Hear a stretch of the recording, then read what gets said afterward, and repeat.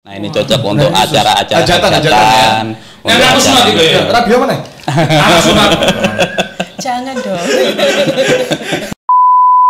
Fakta yang mungkin fun fact ya.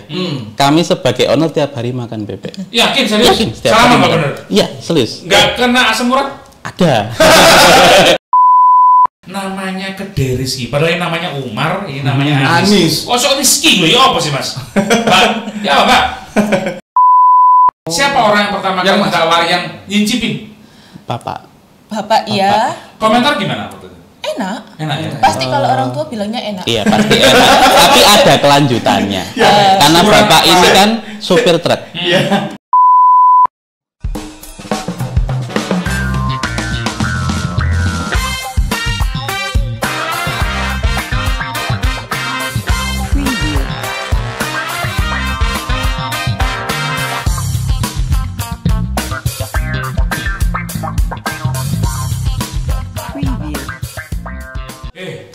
Apa? Aku beberapa minggu ini sangat-sangat terbantu dengan adanya youtuber dan juga banyak sekali influencer yang mencoba untuk memberikan informasi kuliner. Ah iya, karena kamu memang sukanya kuliner kan? Betul. Dan aku sukanya bebek, you know? Iya, ada lagi viral. Apa? Bebek hitam. Maksud temen kau nanti? Beneran, Bo. Bebeknya kecap yang hitam ya? Enggak, aku juga bukan hitam ya. Kemarin viral bebek hitam. Oh, yang TV nasional? Iya. Mojosari? Iya, TikTok juga. Dan sekarang aku langsung datengin loh orangnya. Siapa dia? Ini dia. Ada Kedai Rizky Mojosari. Luar biasa. Kita sapa dulu. Assalamualaikum Mbak Anis, Mas Umar. Apa kabar? Sehat ya? Alhamdulillah, sehat-sehat. Sehat. Bebeknya sehat? Bebeknya mati mas? Sudah matang. Bebeknya sudah matang dan pasti sehat untuk dikonsumsi.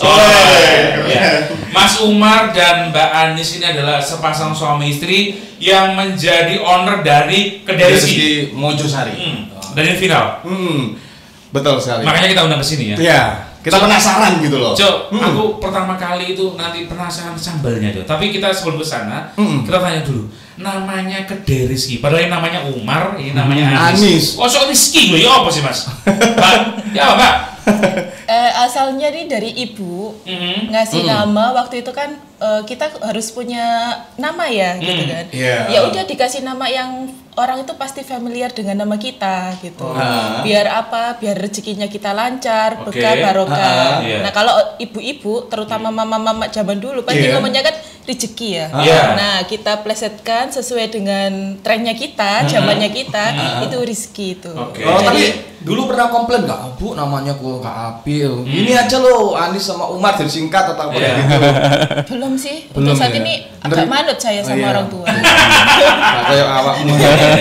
Manut kalau dia 18. Saya tanya dulu, Mas Umar dan Mbak Anis. Ini awal mulanya membuat warung atau kedai ini gimana ceritanya? Kenapa? Sama basicnya apa? Terus apakah ini memang dari dulu sudah punya warung atau kedai? Atau ujuk-ujuk gitu, bikin terus tak gawe bebek hitam. Nah, gimana? Kenapa nggak bikin lain gitu? Kalau dulu itu awal, saya kan tipe orang itu wanita yang nggak bisa diem gitu ya. Iya mas.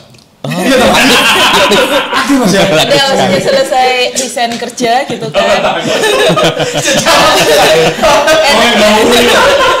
Enaknya apa ya, kita bikin sesuatu yang sekiranya tuh apa yang kita suka itu menghasilkan. Nah salah satunya waktu itu kita nggak langsung nasi bebek gitu. Awal mula tahun 2016 kita buka itu mie ayam. Oh mie ayam. Betul. 2016. Oh mau covid ini ya? Ya Sebelum zaman mie ayam. Terus sempat viral juga gitu kan. Habis itu namanya juga Rizky mie ayamnya. Tetap sama mie ayam Rizky juga. Untuk pelanggan lama pasti tahu kalau kita untuk menu utamanya ini mie ayam. Terus habis itu setelah pandemi kita tuh mikir mie terutama itu kan bukan makanan pokok ya buat kita. Rata-rata itu adalah cemilan. Kalau kita nggak makan, kalau nggak makan nasi. Nah kita berpikirlah waktu itu apa ya, sekiranya itu orang-orang ini tetap beli ke kita gitu kan, tetap ada masukan. Nah salah satunya itu waktu itu tuh terinspirasinya dari almarhum bapak saya yang seorang sopir juga. Sopir truk lebih utamanya. Sopir truk. Nah beliau itu ngomong gini waktu itu sebelum beliau meninggal itu, bikin sesuatu yang sekiranya itu orang-orang itu bisa beli, bisa makan, bisa kenyang. Gitu. Terus bapak saya tuh hobinya kuliner sama ibu, ya kan. Terus habis itu bikin, dan kebetulan juga mereka berdua tuh hobi masak. Nah, mereka tuh masak, dari mereka masak itu selalu saya tanya, "Loh kok iso gini toh, Pak? Gini loh, harus gini." Nah, salah satunya yang dia suka itu si bebek ini. Bikin ini aja kok dijual bisa loh, harga murah gitu. Nah, dari situlah terinspirasi dari beliau, resep semuanya yang mungkin kita kombinasikan sesuai dengan lidah orang-orang zaman sekarang ya, di Mojosari khususnya. Nah, terciptalah ini nasi bebek. Sorry, nasi bebek bumbu hitam ya? Betul ya? Betul. Bumbunya itu dari bapak tadi atau memang Mbak Anisin mencoba mengelola komposisi sendiri? Mengelola sendiri. Iya. Siapa orang yang pertama kali mentawari yang nyincipin? Bapak iya. Komentar gimana waktu itu? Enak ya? Pasti kalau orang tua bilangnya enak. Iya, pasti enak. Tapi ada kelanjutannya. Karena bapak ini kan supir truk. Kemana-mana, makannya tempat berbeda-beda dan pasti lidahnya terbiasa sama, oh ini makanan yang enak, ini yang kurang. Begitu. Disebut sampai wong tua, mbak anak dhewe ganteng. Cuma berkelanjutan gitu. Sorry, ini yang masaknya Mas Umar atau Mbak Anis? Kalau masak basicnya resepnya saya pribadi, tapi untuk eksekusi tetap kita berdua. Nah, saya pengen tahu. Keturunan bapak tadi ya, kan Mas Umar sebagai kokinya ya. Ketika memasak ini dengan bumbu yang sudah diterapkan tadi, apakah pernah ada penambahan komposisi misalnya dari rempah-rempahnya atau dari apanya, atau mungkin dari bebeknya itu ada kategori-kategori khusus? Kalau untuk dari terciptanya bebek sampai saat ini kita tidak merubah resep. Yang kita tekankan adalah komitmen dan stabilnya rasa. Jadi dari bebek kita awal bumbunya itu harus benar-benar barang yang alami, bahan alami yang berkualitas, dan bebeknya juga bukan sembarang bebek. Nun sewu kita dari 2016 kita tidak pernah ganti yang namanya supplier. Nah, kita ambilnya karena dari pasar lokal, ya orang-orang itu aja. Sorry, bebeknya ini usia berapa yang bisa dikonsumsi nantinya? Kalau ini bebek siap potong itu kurang lebih sebelum setahun ya. Nah, kurang lebih sebelum sampai 1 tahun, karena memang harus bebeknya yang muda. Berarti istilahnya dari Mas Umar di kedai Rizky ini terima bebek hidup kemudian disembelih dan sebagainya gitu. Atau sudah langsung sembelihan? Sembelihan. Ada kategori khusus kan, misalnya kalau bebeknya terlalu tua jadi dagingnya alot. Ada. Oh gitu ya, makanya dipilih yang setahunan tadi ya. Ini dijual berapa? Satu porsinya berapa? Isinya apa? Satu porsi untuk bebek hitam ini kita ditetapkan di harga 12.000. Loh, sampai dodolan atas berapa ini? Nah iya, karena gini, kita itu kan ya dari tadi itu kita tuh usaha itu pengennya semua kalangan tuh bisa makan bebek. 12.000. 12.000 kita 12.000 loh ya. Kak mantu bandeng kok sawe wijen. Nah, kita ambil untungnya sedikit aja, tapi nominal orang yang beli itu berdatangan terus. Jadi langganan. Nah, lu pintu nih. Iya. Ini pakai pesugihan juga? Iya, kita pakai pesugihan loh. Iya, kita kalau ditanya, Mas kok bisa ramai bebeknya pakai pesugihan? Lo pakai pesugihan. Apa itu, Mas? Jenisnya apa pesugihannya? Doa orang tua. Itu paling manjur. Iya. Sebenarnya di kedai Rizky ini apa aja sih selain bebek hitam, ada yang lain nggak sebenarnya? Produknya? Kita selain yang jadi unggulan kita tetap ya bebek hitam. Ada nasi goreng juga. Nasi gorengnya pun ada beberapa varian rasa. Harga mulai dari 10.000. Paling mahal itu nasi goreng kambing ini 18.000. Kambing juga ada? Ada. Wah, saudaraku. Habis ini kamu yang dicincang. Ada ya ini kambing ya? Ada. Saya kasih sampelnya itu nasi goreng kambing itu 18.000. Kalau yang lainnya 10, 11, 13. 10 loh, sekarang nasi goreng udah 13 di luar. Wah, luar biasa ya. Karena emang kita mindsetnya itu murah, enak, sehat. Kapan? Mojosari ya. Iya. Alamatnya di mana sih, Mas? Jalan Kartini, nomor 83, Desa Seduri. Kalau ancer-ancernya itu Pasar Buah atau Terminal Lama lah kalau orang. Nah, itu belok ke timur aja. Ngikutin lurus saja, nanti di sebelah kanan jalan ada kok nanti bannernya kedai Rizky. Waduh. Tak terno so. Iya. Tapi aku traktirin.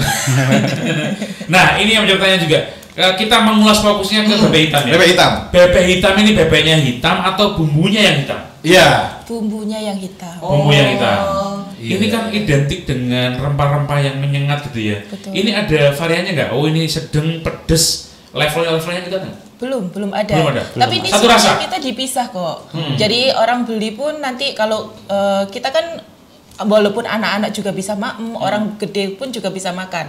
Jadi bumbunya dipisah, bumbu hitamnya dipisah, sambalnya juga dipisah. Okay. Jadi kalau orang pengen pedas ya sambalnya dimakan. Kalau enggak cuma bumbu hitamnya aja juga udah gurih kok. Sebentar. Sebenarnya apa sih? Bebek kan banyak ya di mana-mana ya.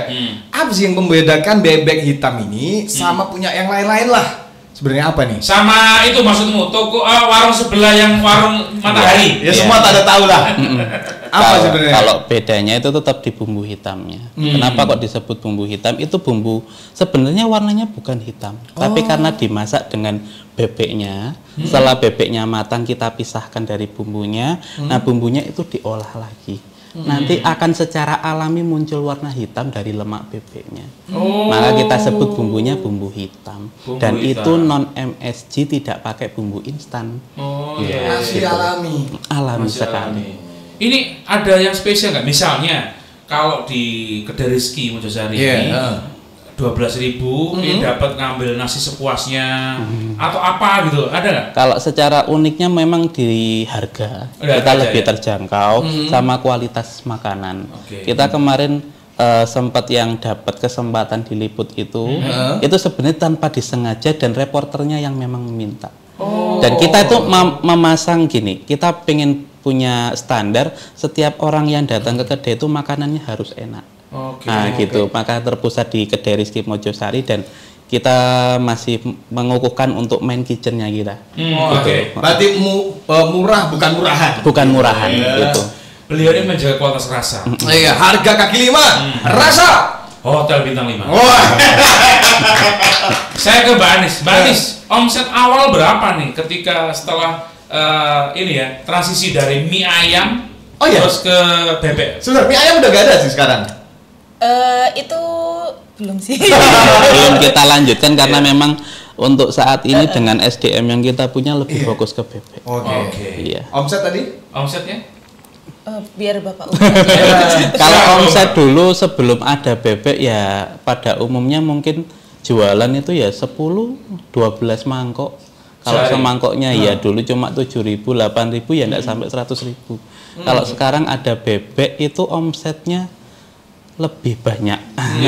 Saya pengen tahu nominalnya berapa digit? Nominalnya tetap masih di angka 1 digit ya Mas ya. Tetap per harinya. Alhamdulillah. Staffnya berapa sekarang? Staffnya berapa? Staffnya kita ada 7. Wow, 7 staffnya. Ada lowongan Mas? Ada. Sampai sekarang kita masih membuka lowongan. Memang untuk operasional. Ada lowongan untuk kamu. Apa? Disembelih. Ini ada nasi goreng kambing, kemudian juga macam-macam ya. Yang paling besar berarti bebek hitam ini ya? Betul. Seberapa banyak sih orang Mojosari suka bebek? Dan apakah ini nggak ada penyakit asam urat seperti saya? Mas Umar, kembali tadi ke topik ya. Kalau semua orang itu pasti punya asam urat. Tergantung kitanya sendiri bisa mengontrol apa enggak dan tidak berlebihan yang pasti ya. Jadi makan secukupnya, olahraga secukupnya, makan teratur yang secukupnya. Perbanyak air minum. Air putih maksudnya gitu.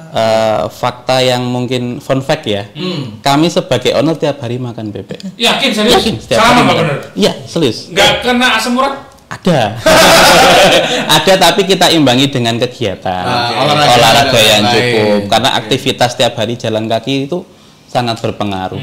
Jadi kita tidak bisa menjudge makan bebek itu menyebabkan kolesterol. Semua orang punya kolesterol. Tapi kembali ke diri kita, kalau kitanya juga mengimbangi dengan olahraga, dengan aktivitas yang cukup, ya kolesterol bisa ditekan. Ini saya nyangking satu pertanyaan kepada Mas Umar dan juga Mbak Anis.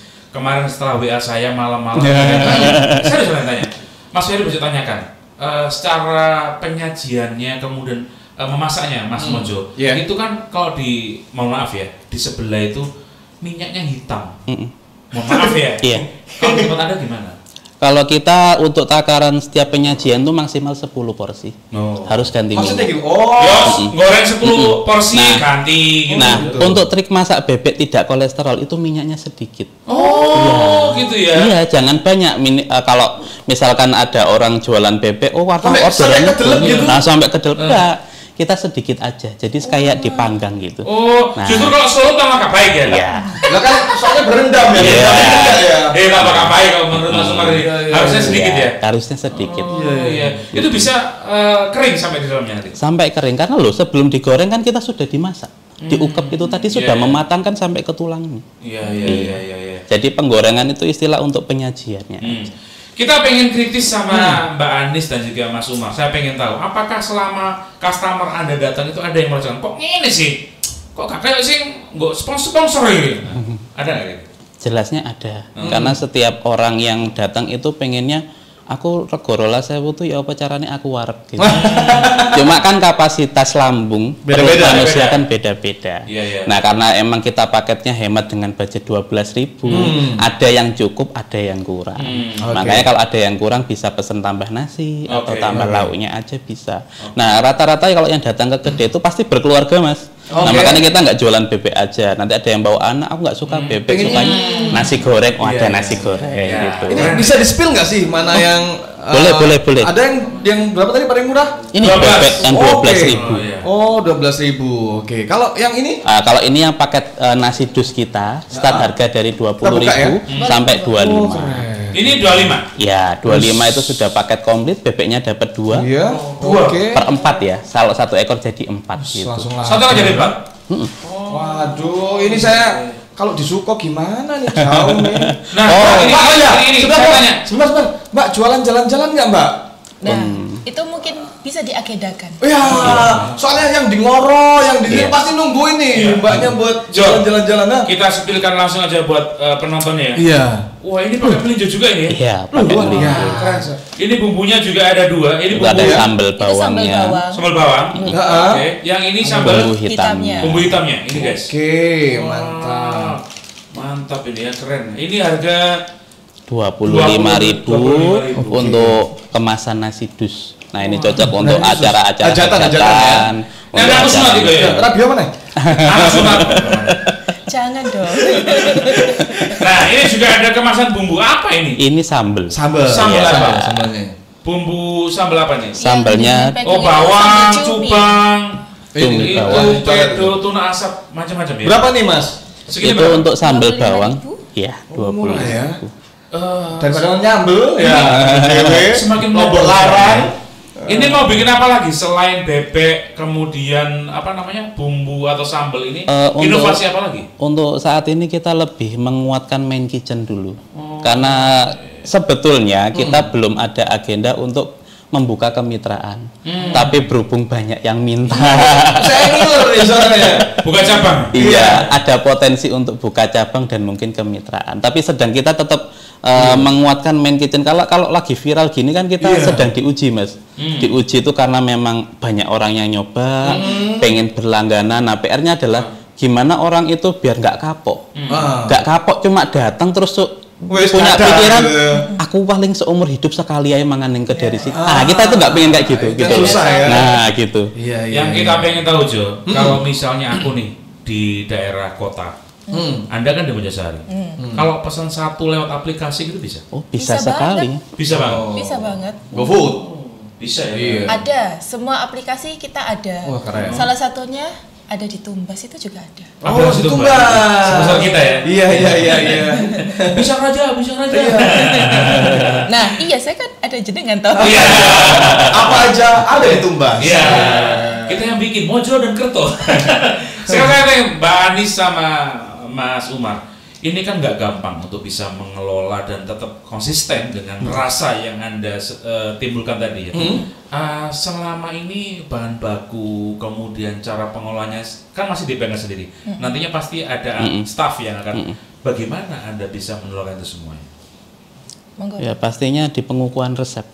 semua aspek resep itu ada gramasinya, ada timbangannya. Misalnya untuk garamnya berapa gram, untuk bebeknya yang digunakan sekali masak itu berapa ekor gitu. Nah, untuk proses memasaknya juga sama, kita pakai alat yang tetap sama, dari dulu pakai alat itu dan medianya itu tetap itu. Jadi kalau kita masak itu nggak bisa satu kali masak 10 ekor itu nggak bisa. Kita paling masak mentok satu kali itu 2 ekor ya Bu ya. 2 ekor, 3 ekor. Kalau habis, mungkin habis masak lagi. Nah, mungkin ketika sekali masak itu berapa resep gitu. Oh gitu. Tujuannya biar resepnya stabil.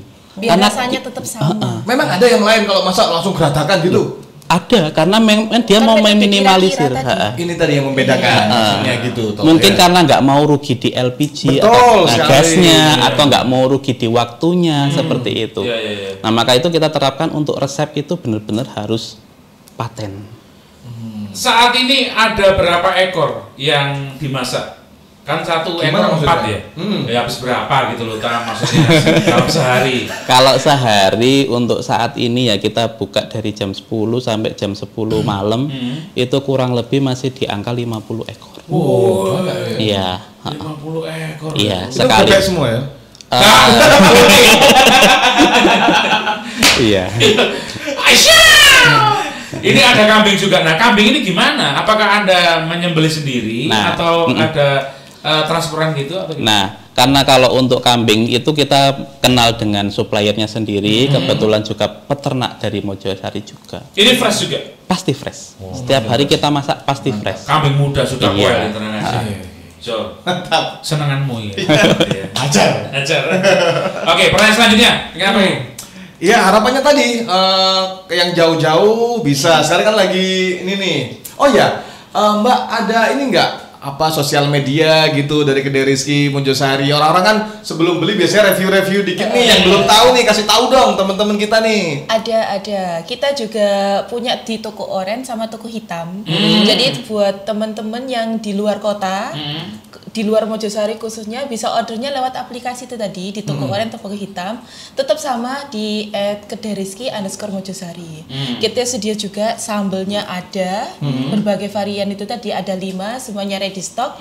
Dan kalau untuk yang ini kita juga punya Cak Mojo Jangan. Apa ini? Ini yang bentuknya frozen. Oh, frozen. Tinggal goreng aja kita nanti. Tinggal goreng ini gitu, sudah sampai Hong Kong loh.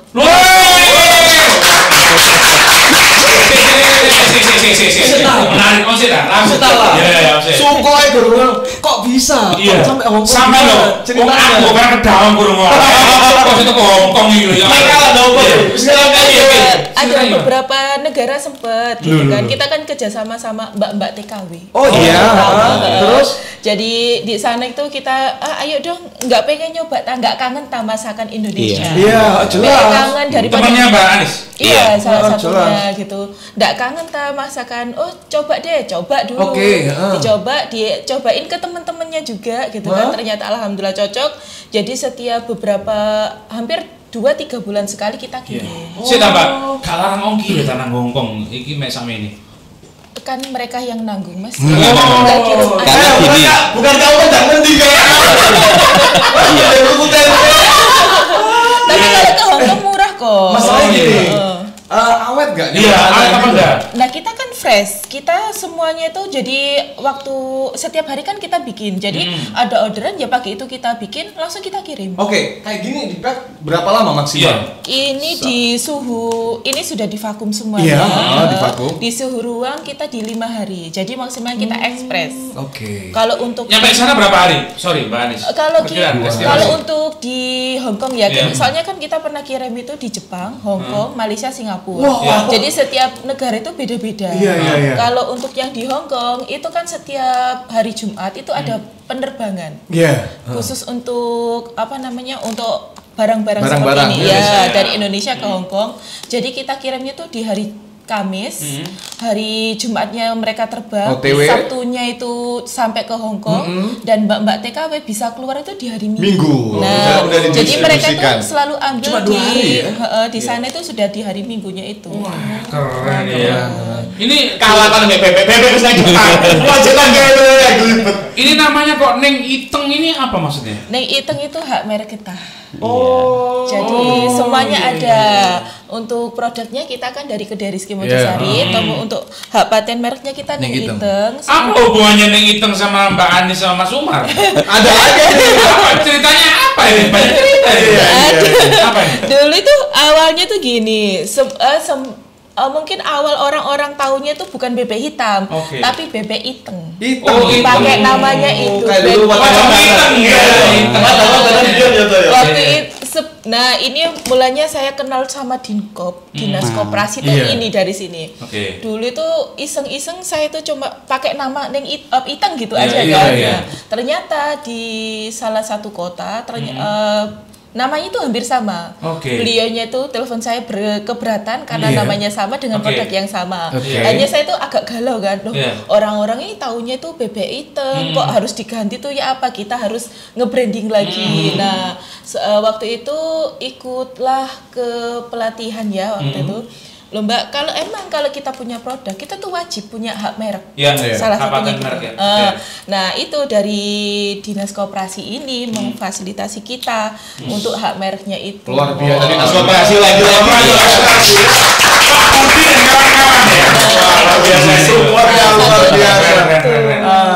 Untuk sertifikat halalnya juga. Jadi beberapa dulu kan pikiran kita berdua itu cuma gini, kita itu jualan sih penting laku. Aku mau juga tanya, gimana kenalnya sama Dinas Koperasi awalnya? Ini mungkin buat UMKM yang lain juga ya. Apakah Pak Budi Andok kenalan atau gimana? Saya yakin di sana UMKM juga pengen nih. Kayak teman saya kayak Mbak Anis gimana? Kenal sama Dinas Koperasi. Kalau kami ini intinya gini, kita itu harus melek sosmed ya. Jadi iseng-iseng kita tuh scroll IG gitu kan. Di situ kan ada Dinas Koperasi Kabupaten Mojokerto. Waktu itu yang pertama itu halal ya. Nah, coba loh kok ngurus halal kok gratis ya. Padahal selama ini saya ngecek itu harganya ya lumayan. Iseng-iseng saya nyoba di situ. Ternyata saya di ACC. Jadi difasilitasi semuanya mulai dari A sampai Z lah, sampai keluarnya itu, sampai di PIRT-nya juga, semuanya itu difasilitasi. Nah dari situ tuh, oh iya kita itu jualan juga harus mengutamakan kesehatan juga, gitu. Kayak gitu. Jadi harus semuanya itu dipikirin matang-matang. Kalau untuk keluar negeri nggak harus asal laku, tapi semuanya legalitas juga harus punya. Dan semua difasilitasi sama Dinas Koperasi. Luar biasa ya. Kita terima kasih banget sudah disupport sama Dinas Koperasi Kabupaten Mojokerto. Ini juga terbantu dan teman-teman karena memang bingung loh toh kan ya apa ini kan halal kadoan makanya teman-teman UMKM yang di luar sana yang masih di Kabupaten Mojokerto nggak sungkan kalau pengen tanya langsung Dinas Koperasi sosial gitu media sudah langsung ke sana, sosial media juga ada gitu kan. Mbak kalau TikTok ada Mbak? Ada. Apa TikToknya Kedai Rizky ini? Kita semuanya sama di semua aplikasi sosmed kita @kedairizky_Mojosari. Di TikTok ya. Suka live juga TikTok live? Insya Allah. Karena kita nunggu live biasanya kayak gitu ya. Nah, sini gaya kapan dicob deh Mbak. Biasanya emang anak-anak yang suka nge-live. Iya makanya. Tugas gitu. Ini kita pengen tahu kalau biasanya ada tagline ya. Iya. Makan bebek di Kedai Rizky bikin kenyang atau apa? Tagline-nya gimana nih untuk Kedai Rizky? Murah, enak, sehat. Murah, enak, sehat. Murah, enak, sehat. Kedai Rizky murah, enak, sehat. Coba ya. Kedai Rizky murah, enak, sehat. Luar biasa. Terakhir kepada Mas Umar dan juga Mbak Anis ya. Kedepannya pengennya harapannya belum tercapai dengan bebek hitam ini. Apakah pengen ke Arab Saudi untuk semua jemaah hajinya dikasih luar negeri udah Hongkong, area lokal udah apa ya harapannya? Kamu kan sama untuk GCD ikon harapannya semua bisa makan bebek karena bebek itu termasuk makanan nomor 2 setelah daging ya, unggas, bebek dan ayam. Dan kita melestarikan untuk para peternak bebek. Nah, dan memang bagi orang-orang tertentu bebek ini juga makanan mewah loh kadang-kadang. Betul sekali. Jadi niatnya ini menjangkau semua orang bisa makan bebek. Luar biasa ya. Ngomong aku iya toh. Aku dulu waktu kecil makan bebek itu luar biasa sekali ya, setahun sekali loh. Aku 2 tahun sekarang ada bebek murah, keren banget ya. 12.000 ya. Iya. Ini luar biasa sampai luar negeri dan harapannya memang ke depan orang bisa makan bebek sepuasnya gitu ya. Oke, ada nasi goreng kambing, ada bebek juga, terus nggak kepingin inovasi yang lain. Ada nambah menu yang lain rencananya atau kayak gimana? Pasti dalam setahun kita akan inovasi, tetapi kita paling utamakan adalah setiap orang yang datang ke kedai kita itu menikmati rasa yang sama, kualitas yang paling baik yang bisa kita sajikan. Itu dulu, karena yaitu kita belum berani buka cabang dan segala macam ya. Memang tujuannya itu dulu, menjaga dulu. Saya pengen dari Mbak Anis dulu kemudian disambung Mas Umar untuk mengajak satu masyarakat bisa makan bebek di kedai Rizky. Yang kedua, ajak UMKM bisa bergabung di Dinas Koperasi. Kata juga buat Dinas Koperasi apa? Ya. Mbak Anis dulu deh. Oke. Untuk teman-teman semuanya yang ada di luaran sana, khususnya Kabupaten Mojokerto, kalau untuk buka usaha jangan khawatir, jangan takut. Semuanya itu bisa disupport kok. Selain dari diri kita sendiri, ada dinas-dinas terkait yang bisa membantu kita, terutama untuk legalitas dan pemasaran itu termasuk salah satunya juga kok. Gitu. Ya. Mas Umar? Buat teman-teman semua yang belum bisa mengkonsumsi bebek, tenang. Sekarang sudah hadir bebek dengan harga terjangkau tapi tidak murahan. Karena kita sudah murah, enak, dan juga pasti menyehatkan. Kedai Rizky? Lali deh. Buat materi aku. Murah, enak, sehat. Oke. Ya, ulang toh, itu aja jadi tanya toh. Kedai Rizky murah, enak, sehat. Akhirnya hafal ya. Nek apa kalian ngicip ya. Mas Umar terima kasih waktunya, Mbak Anis terima kasih. Ya sudah viewers nasional, hari ini kita langsung bisa berkunjung ya di podcast Bika TV hari ini bareng Cak Mojokerto, luar biasa. Saya juga terima kasih kepada Dinas Koperasi Kabupaten Mojokerto yang sudah membantu mensupport teman-teman UMKM seperti Mas Umar dan juga Mbak Anis. Mas Faris juga terima kasih ya. Oke. Dan kita akhiri ya podcast hari ini ya. Aku Cak Mojo. Aku Cak Kerto. Bye bye.